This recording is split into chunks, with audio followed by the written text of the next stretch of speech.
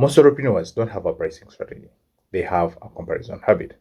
And if you choose your current price by looking at your competitors, then you didn't price strategically. You just priced reactively. And reactive pricing is always going to create that internal doubt because within you, you deeply know that you didn't engineer the price. You just copied it. And here's the problem with copying your competitors. All competitors get to have different prices, get to have different costs, get to have different margins, they get to have different authority, and they get to have different experiences. So you copying their numbers is going to guarantee misalignment, and misalignment is always going to kill your pricing confidence. And if you've watched till this point, I would like to ask you a simple question, and make sure you leave the answers in the comments below. How did you come up with your current price? Did you calculate the delivery cost? Did you define your ideal margins? Did you model your capacity? Or, and this is so key and important, did you just scroll over social media and happen to choose the price that was safe? If you did calculate it, then there's no point of you watching this video. Congratulations, you made it. But if you chose the Instagram route, then this is something you need to understand. Safe pricing does not get to build profitable businesses, but engineered prices, that's what gets to build what profitable businesses are right now. But if you did mess up, I have some good news for you. Here are some 4 steps you can get to apply right now so that you get to fix your price properly.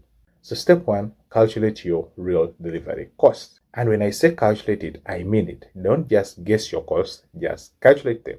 So you need to ask yourself, how many hours does my delivery take? That is one. The second thing you need to ask yourself is that, what is the baseline for my hourly value? Yeah, you need to note that down. Keep it somewhere safe where you're always looking at it so that you're always reminded of it.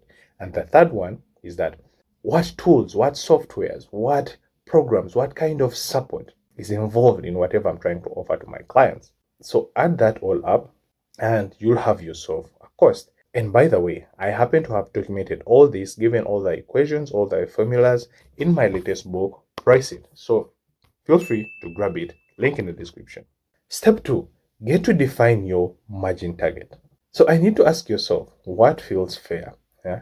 And if at all you're still confused, here are some guiding questions that you need to ask yourself so that you get to engrave that what feels fair for you. And the question is, what margins do you really feel confidently operating at? Yeah? Is it 30%? Is it 50%? Is it 70%? Or do you want to operate at full margins like 100%? Get to make the decision fast and then act very fast. Step 3 is get to define your ideal client. Who is the target market you're trying to reach out to? Put different is that, who are you trying to serve? That is the first question you need to ask yourself.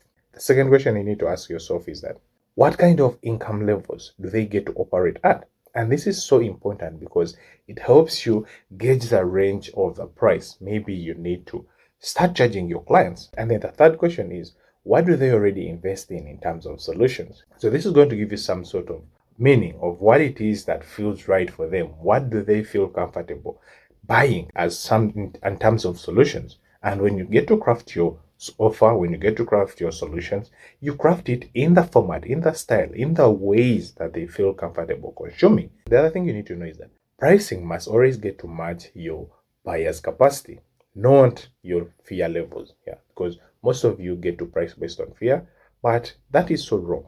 All prices must match up your buyer's capacity. Now, if you're finding value in this video, please consider hitting the like button and don't forget to subscribe. Back to the video. Step 4 is get to anchor your price to the outcome.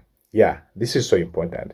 Get to anchor your price to the outcome and never the effort, because most of you get to mess up at that point. And the reason why this is so important is because clients never get to pay for your hours. Clients get to pay for the transformation that you get to help them achieve.